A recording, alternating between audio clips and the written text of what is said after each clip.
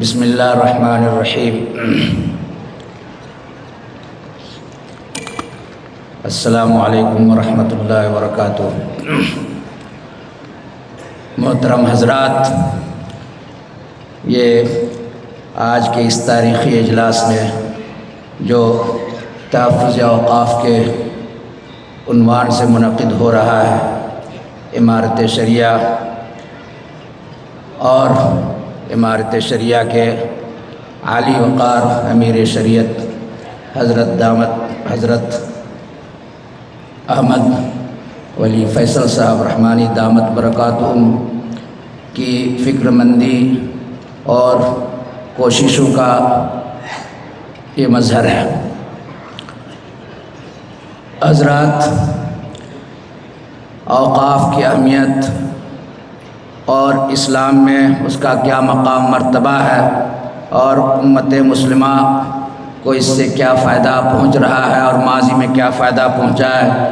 یہ تمام چیزیں ہم لوگ جانتے ہیں۔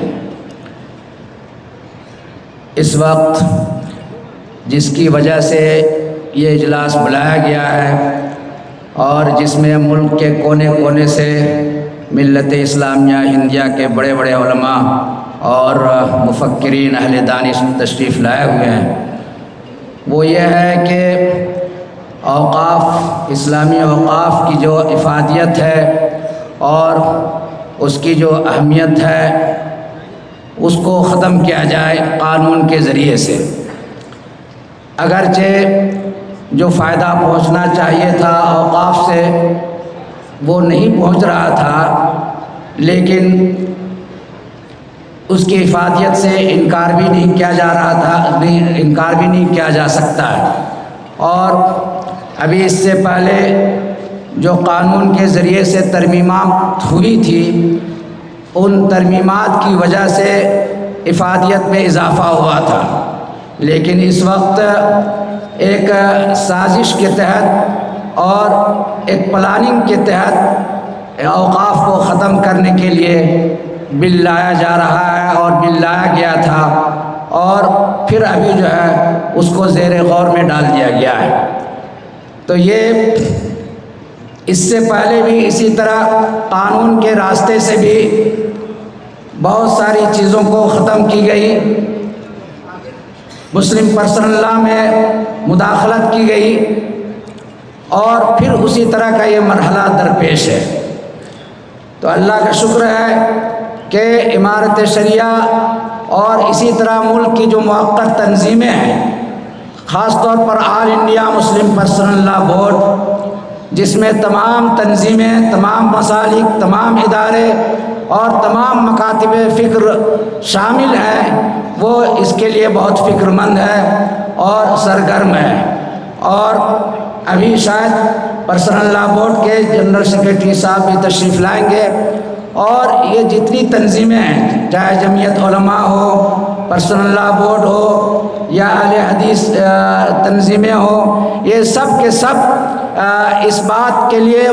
متحد اور فکر مند ہیں کہ یہ جو حملہ کیا جا رہا ہے اور ایک بہت ہی اہم شعبے کو یا اہم امر کو ختم کرنے کی سازش کی جا رہی ہے، اس سازش کو ناکام کرنے کے لیے سب کو متحد ہو کر اور مل جل کر آواز اٹھانی پڑے گی، اور آواز اٹھائی جا رہی ہے۔ تو ہم سب کی ذمہ داری ہے کہ ہم سب لوگ جو اپنے قائدین ہیں اور جو تنظیمیں ہیں اور جو کوشش کر رہی ہیں، ان کی کوششوں کو ہم تقویت پہنچائیں اور ہر طرح سے ہم ان کا ساتھ دیں۔ جب تک ساتھ نہیں دیں گے تب تک کامیابی نہیں ملے گی۔ اور صرف مسئلہ اوقاف کا نہیں ہے، بہت ساری چیزیں ہماری جو ہے نشانے پر ہیں، اور ایک سوچی سمجھی سازش کے تحت یہ تمام چیزیں دھیرے دھیرے آ رہی ہیں، اور ہر راستے سے مسلمانوں کو اور اسلام کو، مسلمانوں کی چیزوں کو ختم کرنے اور نقصان پہنچانے کی کوشش کی جا رہی ہے۔ قانون کے راستے سے، عدلیہ کے ذریعے سے بھی ہو رہا ہے، اگرچہ عدلیہ کو ہم صاف صاف نہیں کہہ سکتے، لیکن جس طرح کے فیصلے آ رہے ہیں ہم یہ نہیں کہہ سکتے کہ وہ فیصلے بہت منصفانہ اور عادلانہ ہیں۔ تو ہر راستے سے تنگ کرنے کی اور پریشان کرنے کی کوشش ہو رہی ہے۔ تو اسی طرح ہماری کوششیں بھی ہمہ ہونی چاہیے، تنظیموں کے ذریعے سے،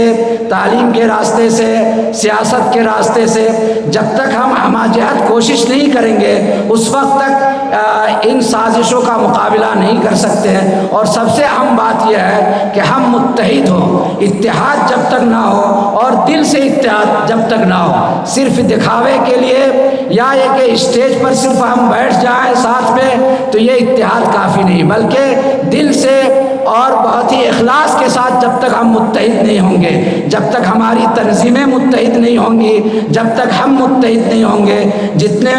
مکاتب فکر اور جتنے مسالک ہیں انڈیا میں اور ہندوستان میں، ان تمام لوگوں کو بہت ہی خلوص کے ساتھ متحد ہونا پڑے گا، کوشش کرنی پڑے گی، تبھی ہم کو کامیابی مل سکتی ہے۔ ہم امارت شریعہ